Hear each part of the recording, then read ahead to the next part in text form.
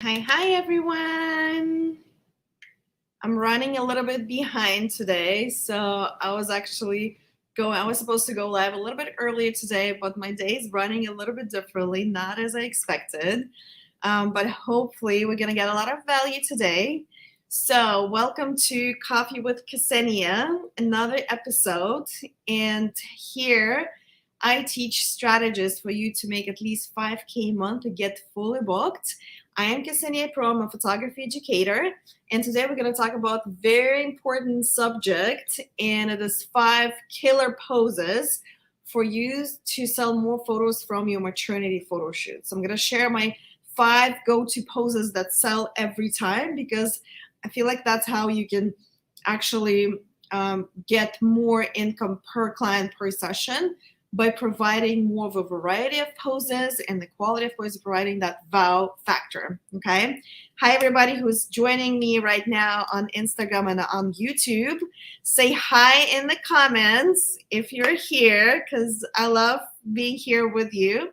And we're going to talk about a lot of fun things today. I'm going to show a few things. So if you are watching on Instagram, I actually highly recommend that you go to YouTube today to watch this live. And if you go to Ksenia Pro Photography on YouTube, because her video, because on YouTube, I'll be sharing some of the images. I can't really do it on Instagram, like I can't do both. So it's going to be on YouTube platform. So I'll be sharing some images and explaining some of the things that I do for my maternity sessions. Okay.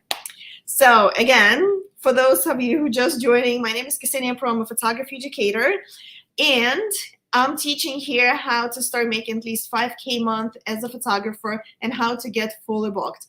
And today we're talking about 5 go-to poses, 5 killer poses that will help you sell more pictures from a maternity session. So we're going to talk about maternity poses specifically. And this is the niche that I love, and that's my specialty. So I'm very comfortable teaching you this, okay?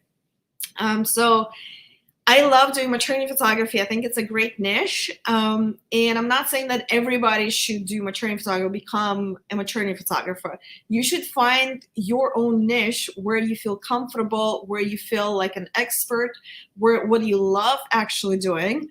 Because it's much easier if you have a niche, if you have a specialty, it's much easier for you to get known as a specialist in that area, of that genre.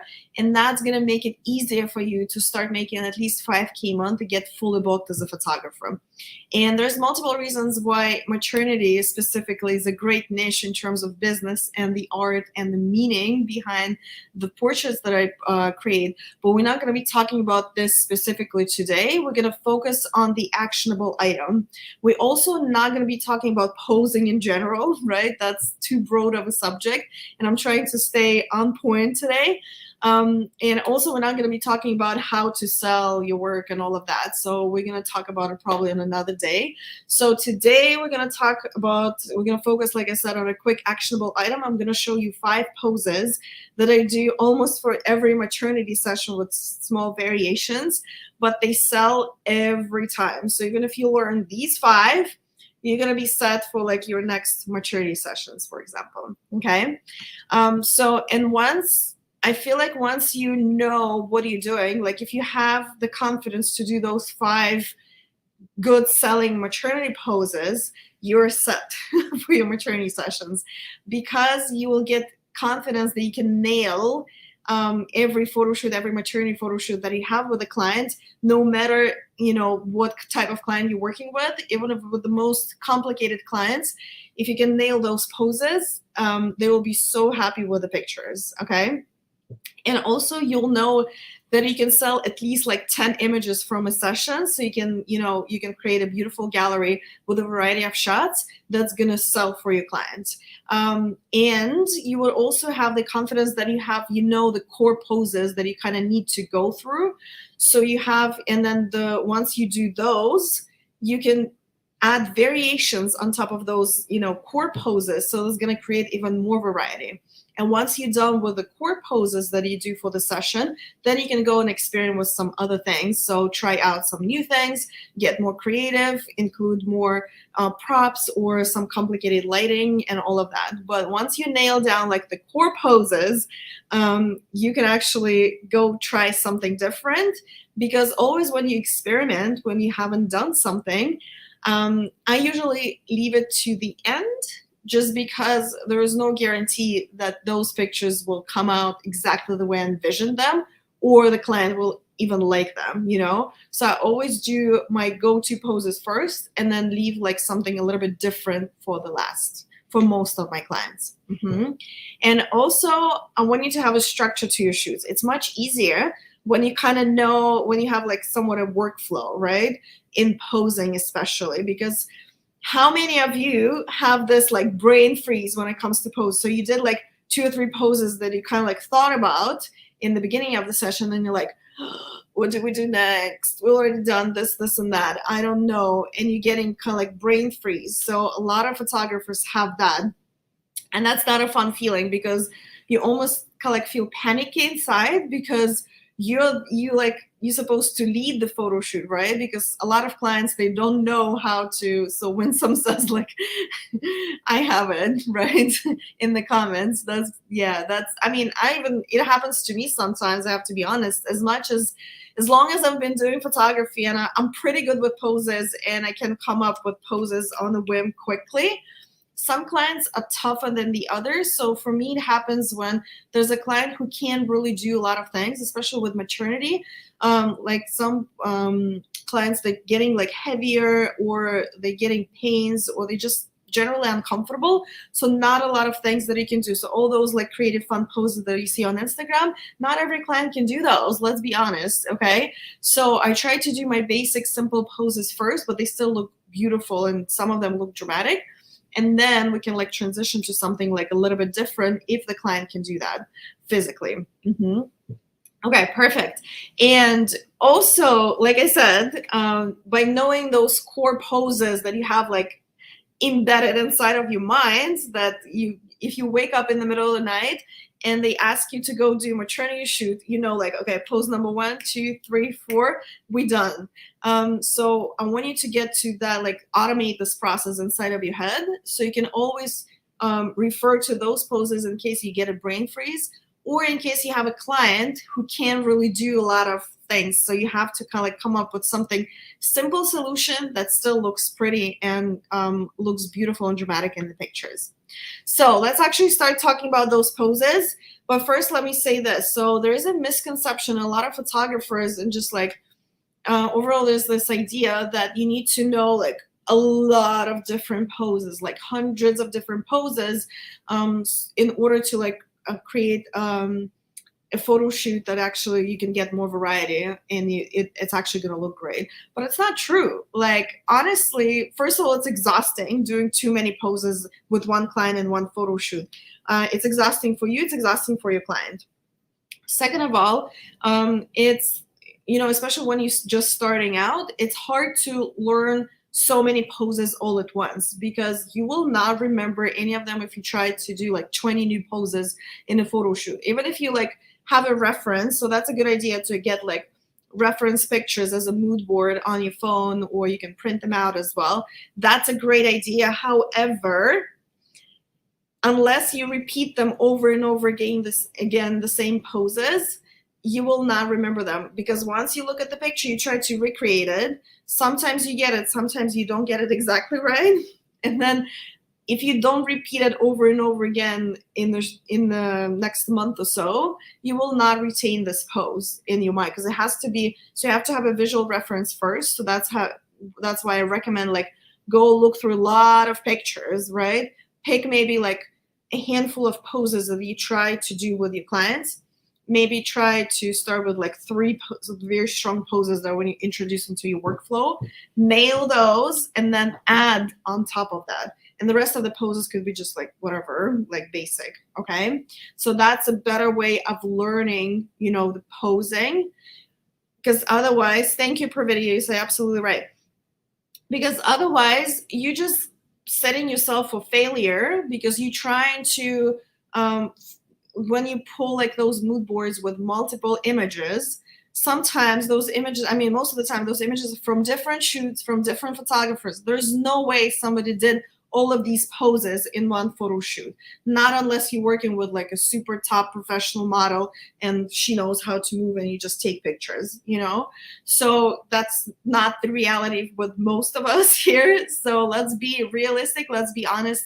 And if a client comes to you and they, especially for wedding clients, or like if you design like glamour type of shots, type of photo shoots for your clients, often they come up with a huge mood board on like Pinterest and like, I want to do all of these poses.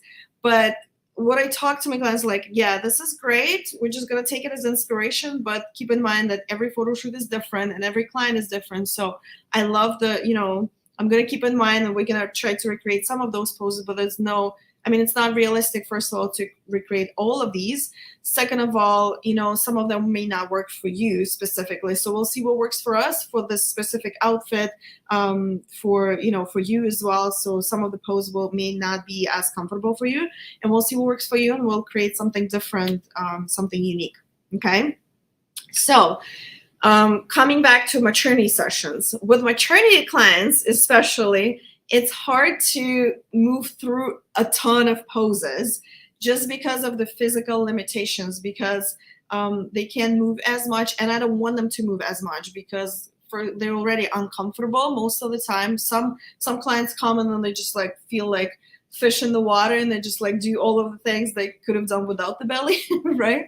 But most of the clients, they have some sort of, physical limitations when it comes to posing. So you have to watch your client, and instead of trying to push for getting too many different poses like body positions, what I do to create variety, I actually stick to my core poses. I do some more creative poses if we can, but then also I create a variety by changing the outfits and changing like the backdrops and collect the sets, right? Or if you're outside, you can walk around and like change the backgrounds this way as well. But still, if you even have like a handful of those poses that you can repeat over and over again for every session, and just do it with different clients with different outfits, that's going to be already good enough, and you can sell a lot of images from those sessions. And I'm not saying don't be creative, because it gets boring when you do the same pose over and over again. I have to be honest, it gets boring. So give yourself a challenge every now and then and see if that's the right client to do the challenge with. And some clients, and I'm getting more of those inquiries lately, when they actually do want to expand it and they do want to do something like a little bit outside of the box and push themselves a little bit further. And with those clients, you can do those things, but there will be once in a while, there will be a client who just like, they can't do a lot of things. And I'm like, okay, so we're just going to do the basics. I don't tell them that specifically, but I'm like, okay, great. So I see that it's hard for you to kind of like stand for too long. Let's have like a sitting down pose, or I'm just going to go with the flow and see how they react to things. Okay. So let's take a look at my 5 poses, and whoa, my Instagram just fell down. Okay. For you guys who are on Instagram, you will not be able to see the images that I'm going to share because I can only share it on YouTube through my streaming software. So I highly, highly recommend, if you are on Instagram, go to my YouTube, Ksenia Pro Photography. Just search it on YouTube. Join my live on YouTube so you can see the poses. So I'm going to add it to the stream. And let me know on YouTube, can you guys see it? I know it's not huge, but hopefully you can see the picture. If you see it, give me like thumbs up or say something in the chat just so I know. Yeah, can you see the picture? All right, let me know because I need to know. If you see the pictures, that's the whole point. All right, I'm going to wait for you. Yes, okay, perfect. So I'm going to show you a few poses that, again, for me, they work like magic because I do them pretty much for every session, and they sell, like, these are the poses that my clients pick most of the time, okay? Because that's very important. Once you start doing something consistent, you will notice that some of the poses are more popular versus the other. So the goal is, again, like if we're thinking about business mindset, right? The goal is to do more of the poses that are popular with your clients versus something that you want to try, right? If you want to make money, do the poses that sell. If you want to get creative and build your portfolio and be, different, do something more experimental. And ideally, you're gonna do like a mix of both. Okay, so now let me see if I can move it a bit. No, I can't. Okay, so pose number one that I do a lot, and it's like number one seller, is those poses that with the fabric that I do. And a lot of the times the pose, the actual position of the body is very simple, very classic. I do a variation of it, and this pose works for everybody, no matter, even if you can't move a muscle, this pose is pretty easy to do. So what I ask them to do is to put one foot on the tippy toe, and it goes like a little bit across the other leg, kind of like the way it is in the picture right now. So we're gonna, every pose that I start, we're starting from feet up to the head, right? If you guys watching on Instagram, make sure to go to my YouTube. It's Ksenia Pro Photography on YouTube, so you can actually see those pictures. Okay, and then once you have her in this position, we're just gonna place the hands one up, one down on the belly, very soft. Make sure your hands, like the fingers, are soft, because they would do all kind of different type of things where the hands look weird. So make sure they're soft. It's like just like you're feeling the belly and like you're touching the belly. And if you have an assistant, or you can use husband, right? Somebody would have to toss the fabric for you. You probably watched some of my YouTube videos if you guys follow me on YouTube. So I show exactly how that's done in the shoot. So somebody's tossing the fabric. And this shot, for example, I actually composited from two pictures. So we toss the fabric one on each side, and we're just gonna bring it together in Photoshop because we only have one tray. So that's the trick behind this picture, okay? And hold on, let me scroll down. So the next pose is, well, it could be, well, I like it as a couple, but even if they don't have a partner for the maternity session, it could be just the individual silhouette type of shot, okay? I shoot it in front of a big window, and now I have a whole wall of windows in my studio, which is cool. But if you don't have like a huge window, I still shot it in my older studio. I had like two smaller windows on one side, and it looks as pretty as well. You just have to make sure that the people, like either just the mom or the couple, they are inside the window. So there's like the brighter colors behind them. So the light's coming, it's like backlighting, right? And then if you want, you can add like an element of drama with the fabric as well, but it doesn't have to be the case. I just love the pretty color silhouette see-through. So I love it with the fabric as well, just the way it's draped around her, because even though she's not wearing anything, you can't really see her body too much, but you see the silhouette, and that's what looks very artistic to me. And for guys, for the dads to be, it could be shirtless if they have great body, if they're comfortable. They can wear like a white button-down shirt unbuttoned if they don't want to show too much, or they can wear like a t-shirt or something to match her, the colors and the style. Okay, Lauren Mal is asking, do you have a before picture of the angel wings? I don't have it right now. Sorry, I don't have the picture to show you right now, but I do have it somewhere. But yeah, the way it's shot, so let me go back. The way it's shot, I don't know if you were here just a minute ago. So we shoot in the studio against the backdrop. You can actually go to my YouTube video. I have it very simple. It's the same dress, exact same backdrop, different girl. Okay, go to my YouTube channel and watch for how we created this shot. And I think you'll see some before and afters as well. So before the editing and after the edit, I have the whole video. That was pretty popular on my YouTube channel as well. So again, like this shot in silhouette, so we expose so that the white window goes just blown out, so it's just white, and you see those beautiful silhouettes against the bright, so it's like backlighting. That's why it looks magical for most people who are not photographers, because it's very hard to achieve this look with the phone, right? You have to know how to set the exposure kind of like sort of manually to get this look. That's why people always will be drawn to those silhouette pictures because it's hard to get them. Okay, somebody is asking, what kind of computer do you recommend for best color accuracy? There's no computer that's going to give you best color accuracy, honestly. You just have to work with what you have.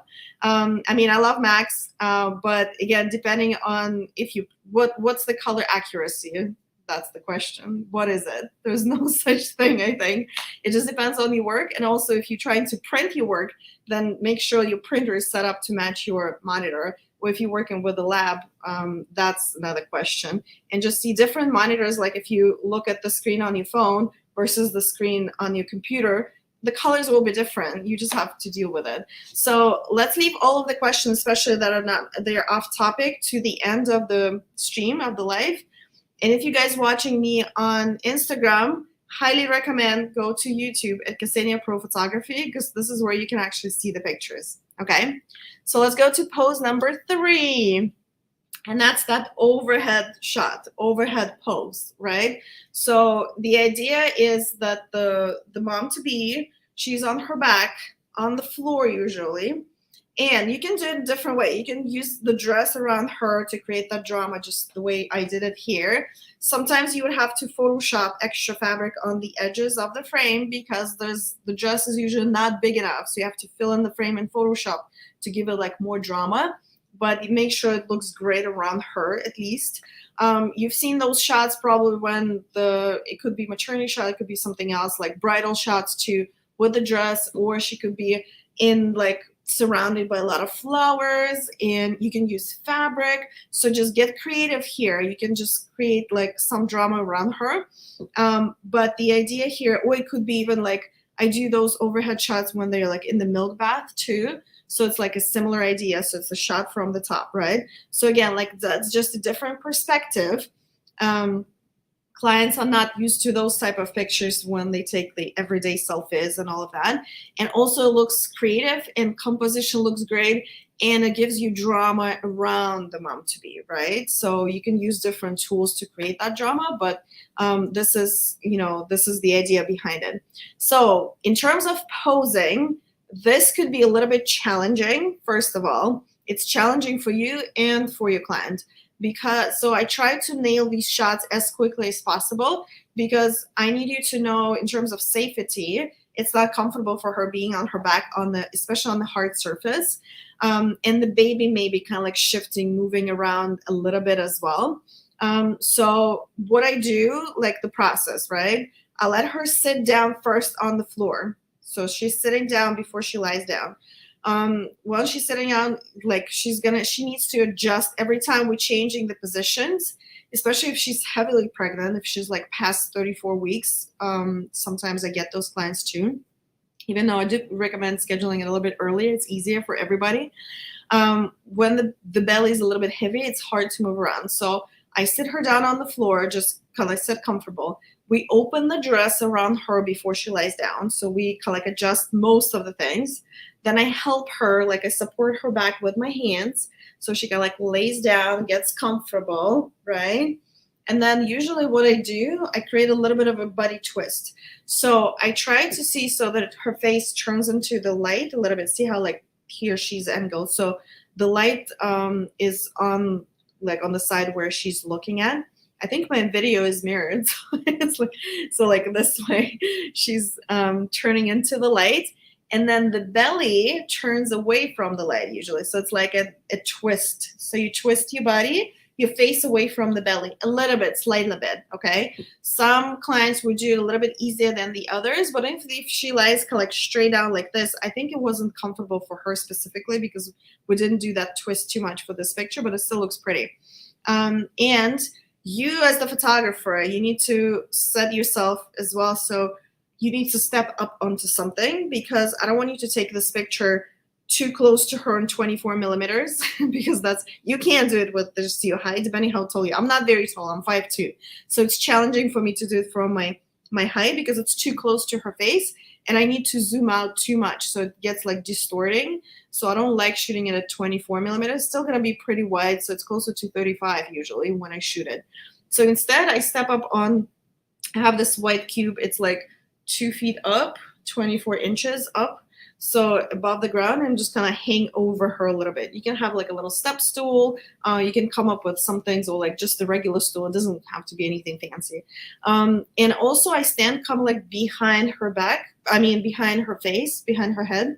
So the way the camera angle, it's actually more flattering when you're angling it kind of sort of this way. It somehow elongates the face, and it just, I don't know, it just looks so pretty. It's like a different perspective because it's overhead, almost kind of like behind her. So for some clients, I just noticed that their face just transforms. It looks completely different in a good way. So this is like a winning shot for everybody. Everybody who comes to my studio, they do shoot. If we do this pose, they buy it, like at least. But most at the same time, this pose is like one shot pose. So you can't sell like multiple images unless you're gonna turn her, like flip her around, which I try not to do a lot because it's not comfortable. But you can create multiple poses. So I do like close up crop like this, like knees up. I also do full body with this similar position. And sometimes I ask them to turn like we said, like kind of like twist their body a little bit more to create like a curve. And we can also play with the hands. So again, like the same pose, we can create variations of it to create the variety, so we can sell more images, so we can make at least 5K a month and get fully booked and get more clients to get, to recreate those beautiful shots. So her hands could be on her belly. Sometimes I ask her to bring one hand like right over here, so they would just like almost like falling, just like melting on the floor type of thing. She can have one hand like on her thigh, right over here on her leg, down here. Again, depending on the outfit and what actually works for the client. For somebody who has like bigger belly, I like the poses when they're holding the belly up and down, just because it's actually going to shape the belly better. It's going to create the illusion that the belly is smaller, especially if you have like a lot of like this tulle type of poofy outfit. It's going to be covering a lot of skin and a lot of belly, so it's going to create like a smaller looking shaped belly. So for somebody who's a little bit smaller, on the smaller side, then we'll open everything up so we see more of the shape, and we're going to turn her sideways a little bit more so you see more of the belly, again, if it's comfortable. So always balance the comfort of your client and safety versus the creativity of the shot. Okay, so all of the questions I'm going to answer in a few minutes. Okay, we're almost done with this. Just give me a couple seconds. So now the picture, if you have a couple for maternity session, this picture, most of my clients buy if we do this pose, and there's so many variations that you can do with it. So basically it's like the partner is kneeling down, and he can either lean into the belly with his almost like listening to the belly, what I call, and he can close his eyes, he can look at me, and you can turn mom's face to like looking down at him or looking at the camera. So there's like so many variations. Once you have more than one person, you can create more variations of the same pose. The way the mom is standing, so here I love it's almost like a praying pose in this picture, which I love. It's like a very cool, like very meaningful moment for them. But what we can also do, we can place her hand like on the back instead, or she can be holding onto the belly. So there's like so many things that she can do. And then the dad, while he's on his knee, you can be again like looking at the belly, looking at the mom, looking at the camera. So I always do like a series of those pictures because different clients actually pick different variations of this pose. Some love when they looking at each other and like laughing, like interacting. Some love then there's like the kissing the belly. That's like the I call it the cheesy shot, but a lot of clients actually love that. So that's another way of doing it. The only thing, before I ask somebody to come down on the knee, right, I ask the dad, like, do you have any knee surgeries? Do you have any knee pain? Because you never know, because I've had clients who played soccer professionally before and they had knee surgery, so we couldn't do this pose because it was not safe. So again, like go from safety first and then offer your creativity if it's safe for both of them. So if they don't have any knee pain or anything, I'm just going to explain to them. So I would position the mom first, because you need to understand that being on one knee on the hard surface, it's not fun and it's not easy. And especially the older you get or the heavier you are, the harder it is to stay on your knee for an extended period of time. So I try again to nail those poses as quickly as possible. And for the first, I'm going to start with something like a little bit more basic, I want to say, so something that's going to sell better. And then we can kind of experiment within this pose if, my clients are comfortable and if the dad is saying he's okay, like being on his knee. And then a lot of guys, what I noticed, they're going to try to kind of like, they would tell me, oh yeah, there's no problem, I can get on one knee. And then once they actually getting on one knee and they stay there for like 3 minutes, they're like, oh, this is so hard. So they try to be braver than they are, and it's fun to watch too. All right. Okay, and pose number 5, and that's my favorite. And that sells so well too if you get the clients who are actually comfortable with doing something like that. So I love doing skin on skin, what I call serious. So the mom would be, topless, so she's not wearing anything, but the dad behind her covering her chest, her breast. So technically you don't see anything, or she can be covering herself and he could be like holding her belly. So there's again, like you can do variations, but I love the way he's grabbing her from behind, like so. That creates like closeness, and it also creates that intimate moment. The dad behind her, so the way when you're explaining the pose to them, you can even explain that even though you're not going to be wearing the shirt, I wouldn't be able to see much. So honestly, you don't really see a lot except for her belly and their arms. That's it. So you can even show a similar picture as a reference just to let them understand how that's going to look like in the end. Because a lot of guys will be like very self-conscious. Like so what I noticed, a lot of moms, like my client, like maternity client, they'll be okay like showing more of the skin. But sometimes the dads, the guys are like, they would not be okay. So you can explain that nothing's going to show except for their arm. And you can use like the dramatic lighting that emphasizes just the shape, so you can't really see a lot. And also a variation of this could be like he could still wear like either a tank top or like a black, just like basic black shirt. So that will be okay too. And she can still be kind of like topless here in the front. Okay, and there's also different variations of the pose, so they can face each other. Again, she can hold like one hand around her chest just to cover up. And there's multiple things that we can do, but I call it skin on skin. So that creates, because again, it's not something that you do every day. So I feel like and if you execute it beautifully in the studio, that's going to be like a very strong selling shot. Especially this one was done with more like a dramatic lighting. So I feel like that looks different from what your regular kind of like natural light pictures look like. Something that you can take with your phone, for example. Okay. All right. So that's it for today. If it was helpful for you guys, make sure to comment on the stream. And if you're watching in replay, make sure to comment. It was helpful. Thank you very much. Make sure to follow me on YouTube. Subscribe to my channel at Ksenia Pro Photography. Make sure to follow me on Instagram at Ksenia Pro Education. This is where I announce my next lives, and you can interact with me on the stories, and you can write me DMs, and I ask my followers one question a day so we can share our experiences and our points of view as well. And this whole life with Ksenia, Coffee with Ksenia, was created just to educate you guys and to help you become better photographers and better business owners. And now it's time for the questions. So the floor is open.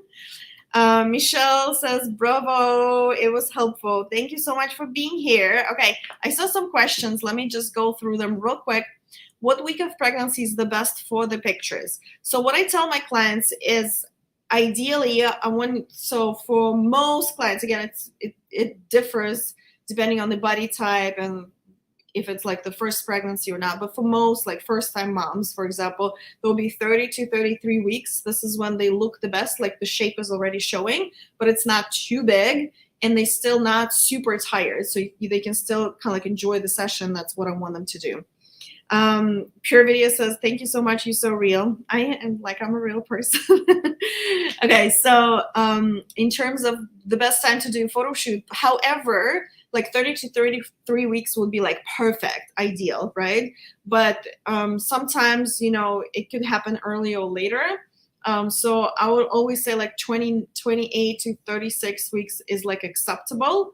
Past 36 weeks, you can still do it, but there's more risk of like either they can deliver the baby early, or it's just not getting it's getting very uncomfortable later in the pregnancy. I still take some last minute clients because it happens sometimes, but a lot of times I just, I have to tell them that it's a little too late.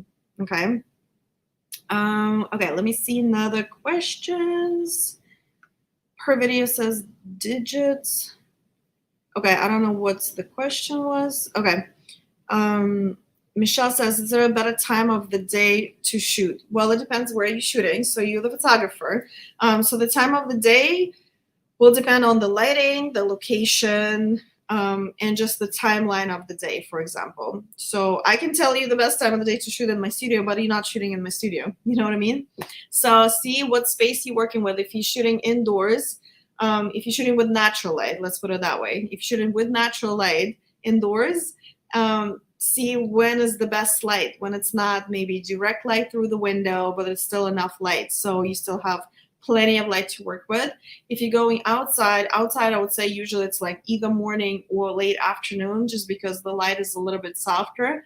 Again, depending on the weather outside, there's like more variables when you work outside. That's why you have to plan everything depending on the weather and the location as well, and the type of the shoot that you're doing, right? So if you're doing a sunset session, you can't do a sunset session in the middle of the day.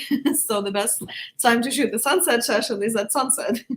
So in terms of the planning though, what I notice with my clients at least, it's just easier with the way, and again, it will depend on your area as well. So we do get quite, like I live close to DC, so traffic could get pretty bad. So I try to schedule it around the time, because we're shooting in the studio most of the time, and I get beautiful soft light like early, like late in the morning through like all the way through the afternoon until the sunset. And because I shoot in the studio too with like strobes as well, I'm not tied to natural light as much, even though I do both during the session. So I still like to shoot like early afternoon. So long story short, for my clients, I usually schedule them around 11, 12, 1 p.m. because they still have enough time to get ready in the morning, and it's not too late in the day as well, so they don't get tired. And usually for maternity, what I noticed, you get like if you do get swollen in your ankles, it happens usually later in the day once you drink more water or you walk a little bit more. So if you know that your client tends to swell around their legs, usually the ankles, then it's usually do better like in the morning. Okay. So, okay, next question. How many pictures we have to deliver at least as photographer? There's no rules. There's no rules. But the more you can deliver in terms of the variety of so we're not talking about the final pictures, right? Just yet. But in terms of the more variety you can create for your clients, in terms of poses, outfits, maybe even different, like a little bit of different lighting or different, setup, or like the background, let's put it that way, the more chances you have to sell, because it's just going to be, especially if you include a lot of those wow shots in your gallery, right, that you deliver to your clients so they can pick their favorite pictures, the more chances it's gonna be hard for them to pick just 10 images, for example. And that's what happens with my sessions. So a lot of my clients pre-book me for like 10 image collections because they're trying to stay on budget, right? And once they see the full gallery, which I usually show between 70 to 100 pictures to a client, and it's already culled down to like the best shots, but some of them would have variations of like different facial expressions, things like that I don't really know what exactly they would like. So it's very hard for them to pick just 10 out of 70, for example. So they end up picking closer to 20 pictures most of the time, most of my clients. But I would say like it could be hard sometimes if you're a beginner, I don't know where you're at in your photography journey, to deliver like 10 solid, amazing images, or 20, it's even harder, that look different, right? So you're gonna build your, get more practice and get more experience to build your skill set, so you can get in shorter periods of time, you can still get a lot of variety for your client, because that's the goal.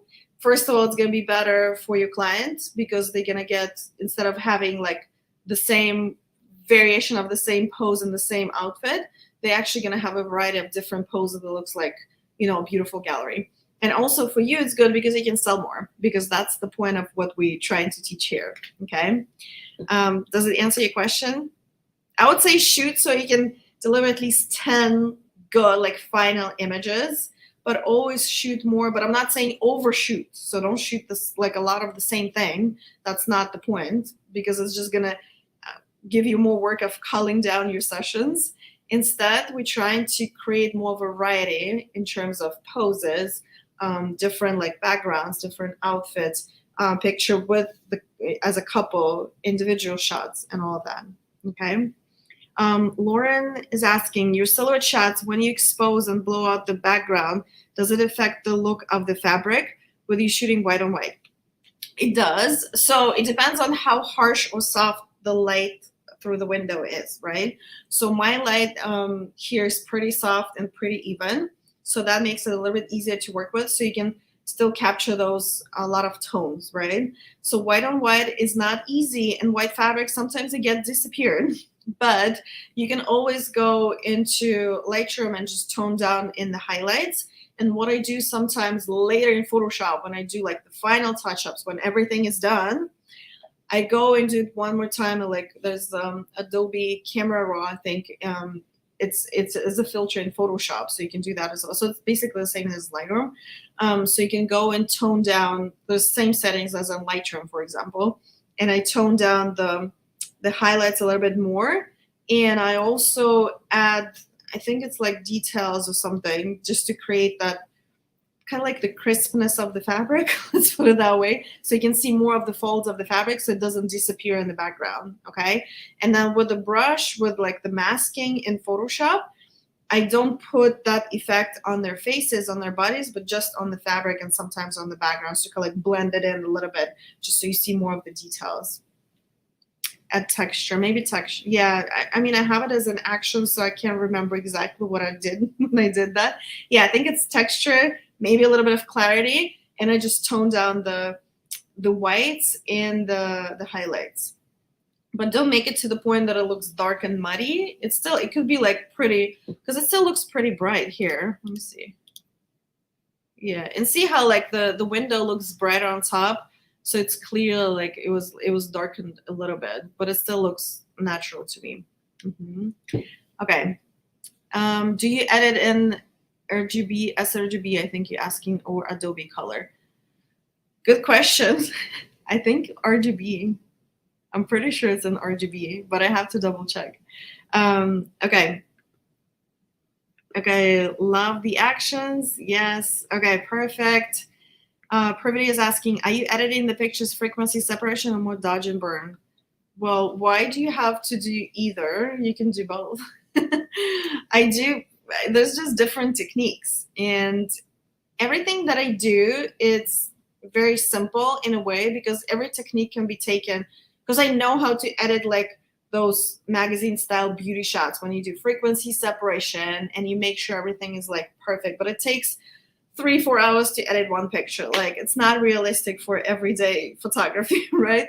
So for my training pictures, I don't use frequency separation. That's too much. I only use it like maybe once in the blue moon when somebody has a really bad skin, or I use it sometimes to remove the wrinkles on the dress because I want to keep the texture. And if there's like the fabric is there's a lot of wrinkles, when you start removing it with just like patch tool, for example, you will see like it just gets weird. So you have to kind of preserve the texture and just like smooth out the tone variations to remove the wrinkles off of the dress. So that's what I use at but it's like once in the blue moon. This technique is too complicated to be using every day, and it takes too much time because everything is just like by hand. Dodge and burn, on the other hand, I use it pretty often. But again, I'm not using it to the point where you kind of like highlight every little piece of hair and you like create 3-dimensional images, which you can do. But again, it takes a lot of time. But I do use it a lot. Like, I use it in a fast way. So I use like a big brush to brighten up the face, for example, or something, like just kind of like manipulate the lighting a little bit to the point so the picture pops more. So for example, this image, that's what I do for silhouettes as well. Sometimes, as much as I'm trying to blow out the highlights in the background, I also don't want the silhouette to be too bright either, because my light here, it's not bright, it's kind of like, so there's no harsh light coming through the window, right? So it's very soft, and it's softened by the curtain. So sometimes when I take this picture and I'm trying to tone down, so you can see like the silhouettes are dark enough, I start seeing stuff behind the window. So like the parking lot and all of the fun stuff. It's like very faded, but you still see it. So I remove those objects in Photoshop to even out the background. And I also sometimes brighten it up with a brush. Okay, just so I can remove, if I couldn't do it for some reason in Lightroom for the whole picture as a setting, I would do it locally with like Dodge tool. And same thing with burn. Like I would maybe sometimes to pop the makeup, I would just do like a few brush strokes around the makeup, just to make it pop a little bit more in the picture. Because sometimes it gets kind of like, it doesn't pop in the picture when there's like too much light, for example, on the face. And I don't want to touch anything else, but sometimes I would darken the eyebrow or the lashes and things like that. In editing, do you use sharpness or clarity for eyes only or the whole face? So I don't use clarity at all. I do add sharpness in Photoshop, though. It's not in Lightroom. And I use it for the full face just because I do soften the skin beforehand, so I kind of lose the texture in a way. And then just by adding the sharpness, I bring it back up, and it goes into the eyes as well as to the skin. So that works for me. But you can do either way. There's no right or wrong. If you feel like the skin looks good, you don't want to do anything, you can add sharpness to the eyes, the hair, the lips, and any other things. You can do either way. There's no right or wrong. Okay. Any other questions for me today? A lot of editing today. Love it. Okay, I'll wait for another couple minutes and see if you guys have any questions for me. So let me ask you a question. What would you be interested, because I'm thinking about creating just like a small type of tutorial product for you guys. So what you would be more interested in? So there's 3 options, okay? So option 1, as far as I remember, hold on. So one is it's gonna be a tutorial about the studio lighting, just something very basic. Okay, so for someone who's just starting out, just like a very basic tutorial about how to work with studio lights. Number 2 is the set of contract templates for how to work with the clients. So it's something like a little bit more businessy. And number 3, I wanted to create a tutorial on how to create the perfect skin for every client. So I'm gonna teach you how I do my skin editing and my skin editing workflow for my images. So what you will be most interested in? Okay, so Aloy says studio lighting. Okay, perfect. Thank you so much. Okay, you guys on YouTube, do you have any preference? So either studio lighting tutorial, something very basic, or a set of contracts like templates that you can use in your business, in your portrait photography business, or how to get the perfect skin in Photoshop and while editing. Well, I edit in Photoshop mostly, so that's going to be in Photoshop. Okay, Michelle says perfect skin. Okay, great. Love it. Anybody else? Well, if you're watching this in replay, make sure to comment under the video. Skin per video says skin. Okay, I think it's like #1 problem, right? When you try to edit, like how to edit skin. And the workflow that I use, it's pretty simple. So I don't do anything that takes too much time because I don't have a lot of time to edit. So everything is just pretty fast forward. Okay. Lauren says, I love your tutorials in general. Your editing is amazing. And the fact that you do it yourself, posing techniques for different body types and camera settings, but I'll choose the lighting. Okay, perfect. Well, thank you for your answer. now we have the opinions divided now. Perfect skin, contract, studio lighting. Okay, perfect. Well, thank you so much for the feedback. Appreciate it. And if you guys are watching in replay, comment under this video. If you watch to the very end, cheers to you. Comment under the video what type of tutorial or what type of product you will be most interested getting from me, and hopefully that's gonna happen soon. All right, that's it for today. If there's no more questions, I'm gonna let you all go, and we're gonna carry on with our evenings now because it's getting dark already outside. All right, thank you so much for being here again. My name is Ksenia Pro. I'm a photography educator. I'm here to help you become better photographers, better business owners, so we can all thrive as a photographer community and we can help each other grow. That's the big goal, the big why I'm doing all of this. And if you're interested, make sure to follow me at Ksenia Pro Education on Instagram. This is my main Instagram account for photographers specifically. And also, if you're curious about what I'm doing on day-to-day or want to see my work, follow my main account that's more for my clients at Ksenia Pro Photo on Instagram. And also make sure to hang out here with me on YouTube. Watch a couple of my videos. If you haven't been to my channel, highly recommend Ksenia Pro Photography on YouTube. Thank you so much. Liked and subscribed. Okay, love it. So you just found, so Celia, Celia Kman. Okay, sorry. Did you just found me here through the live? Like this is your first time talking to me, like watching my videos? Let me know, because I'm curious how people finding me. Actually, can you, like everybody who's like watching it, how did you find me like for the first time? And like how long have you been in my world? How long have you been following me? Are you coming from Instagram, YouTube? Have you watched a couple of my videos, or you just came here to this live just out of the blue? Okay, so SBR Photography is asking, how do you ensure less post-editing while taking photos? Okay, Aloli says YouTube, perfect. So less editing while taking photos, you have to make sure the lighting is on point because if you don't want to spend too much time editing, you have to make sure you have good lighting that is actually flattering for your clients. So most of the time, that's why I shoot a lot with soft light, because it's just easier to edit no matter how smooth, or like if you have a little bit more of the skin texture, 100% go with soft light, even light.